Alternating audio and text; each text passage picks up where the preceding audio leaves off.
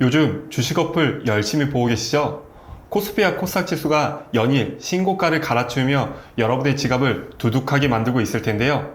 그런데 이 뜨거운 화랑새 속에서 두 달 만에 무려 276% 폭등하는 기업이 있는가 하며 나흘 연속 상한가를 기록하는 기업들까지, 도대체 무슨 사업을 하는 기업이길래 이렇게 말도 안 되게 오르는 걸까요? 이 기업들의 공통점은 바로 비트코인에 있는데요.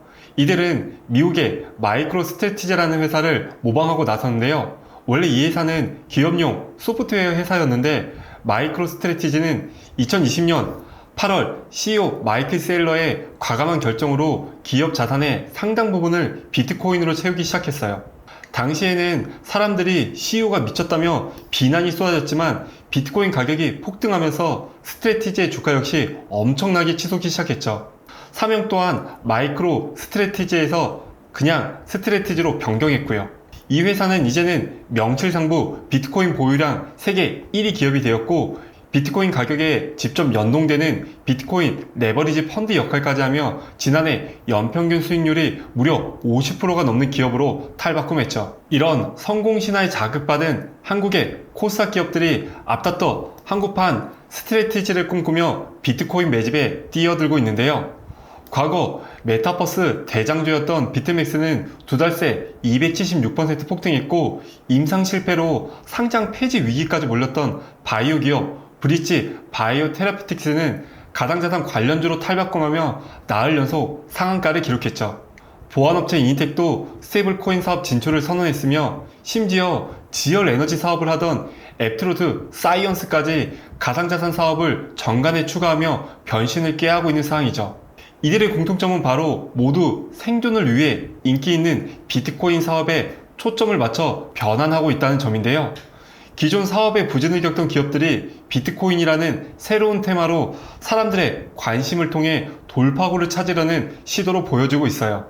기업의 사업 아이템과 방향이야 자유롭게 선택하고 시도할 수 있지만, 문제는 이 한국판 스트래티지를 꿈꾸는 기업들이 비트코인을 사들이는 방법이 좀 위험하다는 거예요. 바로 전환사채, 일명 CB를 발행 후 자금을 조달하고 있는데요. 전환사채는 채권이지만 일정 기간이 지나면 주식으로 전환할 수 있는 권리가 부여된 채권이에요. 기업 입장에서는 당장 갚지 않아도 되는 빚을 지면서 자금을 조달할 수 있고, 투자자 입장에서는 주가 상승 시 주식 전환으로 시세 차익을 노릴 수 있다는 장점이 있죠. 하지만 기업이 이 돈을 본업에 투자하는 것이 아니라 변동성이 극심한 비트코인 매입에 쓴다는 것은 매우 이례적이고 위험한 선택일 수 있는데요. 비트맥스는 무려 1000억 원 규모의 전환사채를 발행해 그 돈의 90%에 달하는 무려 900억 원을 비트코인 매입에 쏟아붓겠다고 공시했죠. 과거 메타 플랫폼이었던 딥마인드 플랫폼은 사명을 아예 비트코인 창시자의 이름을 딴 사토시 홀딩스로 바꾸고, 심지어 전환사채 발행 한도를 2천억 원에서 1조 원으로 5배나 늘리겠다고 발표했죠. 빚을 내서 투기성 자산에 투자하는 방식은 자칫 기업의 재무 건전성을 심각하게 훼손할 수 있는데도 말이죠. 그렇다면 이 막대한 규모의 전환사채를 기업들이 발행한다고 하더라도 과연 누가 이런 위험을 감수하고 사들일 수 있는 걸까요? 확인해보니 코스닥 M&A 시장에 큰 손으로 불리는 인물들이 대거 등장했는데요. 바로 김병진 플레이크 회장과 원영식 오션인W 회장입니다. 김병진 회장은 과거 경남제약, 라이브플렉스 등 여러 기업의 인수와 매각을 통해 막대한 차익을 거둔 기업 사냥꾼으로 유명한데요. 비트맥스 역시 지난 2월 김 회장에게 매각된 뒤 돌연 가상자산 회사로 변신했고요. 또 다른 인물인 원영식 회장 측은 보안업체 이니텍의 최대 주주 변경 과정에서도 자금을 조달한 것으로 나타나 가상자산 기업을 표방하는 코스닥 상장사들의 일명 쩐주 역할을 톡톡히 하고 있다는 평가까지 나오고 있죠. 현재 한국판 스트래티지를 표방하는 이들의 행보를 보면 과거 대한민국을 뜨겁게 달궜던 테마주 열풍의 그림자가 짙게 드리워져 있는데요.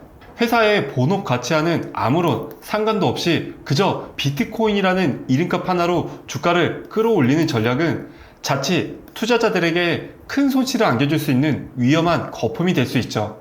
이들의 위험한 베팅이 과연 성공할지 아니면 또 다른 피해자를 낳을지 냉철하게 지켜보고 투자를 해야 할 것 같아요. 그동안 국내 가상자산 시장은 해외와 비교하면 유독 조용하고 보수적인 분위기였는데요. 특히 루나 사태 같은 대형 금융사고와 각종 범죄 수익에 가상화폐가 악용되었고 가상자산 거품 논란까지 터져나오면서 관련 법제화조차 제대로 이루어지지 못했죠.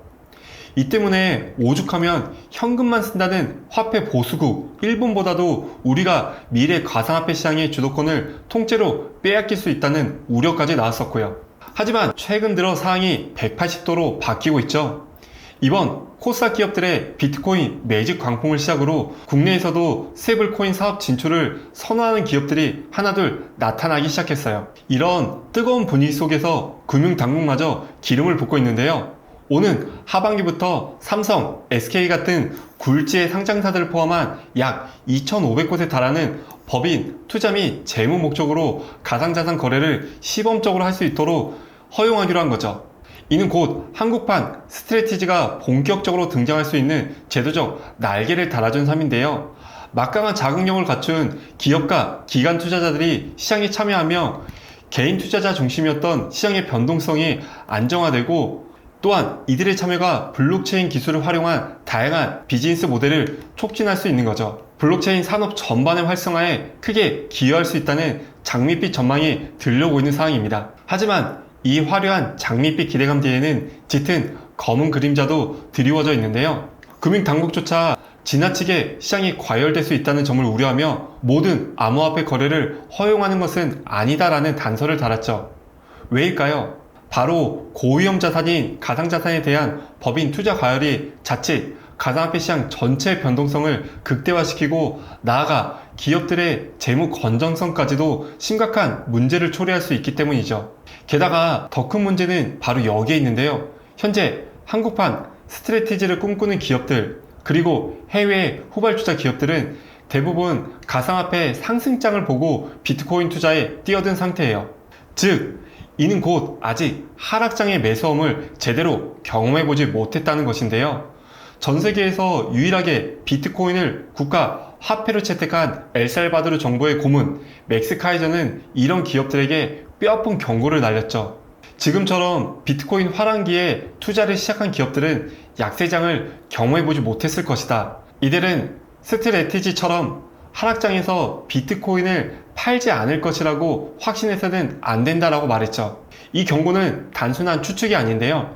2022년 당시 비트코인 채굴 업체인 코어 사이언티픽은 심각한 재정 압박에 시달리다 결국 보유 비트코인 7,202개를 1억 6,700만 달러에 매각했는데요. 비트코인 가격이 채굴 원가보다 무려 22%나 낮은 수준이었음에도 불구하고 모든 채권자들이 추가 자금 조달을 중단하자 강제 덤핑에 나설 수밖에 없었죠. 그 결과 비트코인 가격은 한 달 만에 무려 44%나 폭락하는 등 극심한 공포감에 휩싸였는데요. 만약 지금처럼 빚을 내서 비트코인을 매집한 기업들이 비트코인 하락으로 재정 압박을 받게 되면 과거 코어 사이언티픽처럼 자금 상환을 위한 대규모 비트코인 매도에 나설 수 있다는 거죠. 만약 이런 우려가 현실화된다면 여러 기업이 동시에 비트코인을 매도할 시 가상자산 시장에는 초대형 덤핑이 발생하고 선물 시장의 대규모 청산과 함께 가상화폐 시장에 전반에 엄청난 매도세가 발생할 수 있는 거죠. 이는 관련 기업들의 주가 폭락은 물론이며 코스닥 시장 전체에까지 엄청난 충격을 줄 거예요. 빚으로 쌓은 탑은 무너지면 더 크게 무너지는 법이니까요. 가상자산 시장은 늘 그렇듯 아직은 기대와 우려가 공존하는 참으로 어려운 시장인데요. 장기적인 관점에서 보면 비트코인은 인플레이션의 해지 수단이자 기업의 재무 전략의 핵심 축으로 자리매김할 가능성이 충분하다고 생각돼요. 실제로 스탠다드 차타드 같은 일부 글로벌 투자은행은 비트코인 가격이 2028년까지 50만 달러, 하나 약 6억 9천만 달러에 도달할 수 있다는 과감한 장밋빛 전망을 내놓기도 했는데요. 그러나 우리는 이 장밋빛 전망 뒤에 숨겨진 어두운 위험 요소들을 결코 간과해서는 안 될 것 같아요. 빚을 통한 과도한 비트코인의 비축, 기업의 본질적인 가치와 동떨어진 주가 상승, 그리고 이로 인해 야기될 수 있는 시장 전반의 불안정성 등은 결코 가볍게 볼 수 없는 부분이니까요. 결국 현명한 가상자산 투자자가 되기 위해서는 묻지마 투자가 아닌 날카로운 분석과 신중한 판단이 그 어느 때보다도 중요할 것 같습니다. 오늘 이야기는 여기까지였고요. 여러분의 생각도 댓글로 남겨주세요. 구독, 좋아요는 영상 제작에 정말 큰 힘이 되니 꼭 부탁드릴게요. 저는 다음에 더 유익하고 재미있는 뉴스너머 이야기로 다시 찾아오겠습니다. 감사합니다.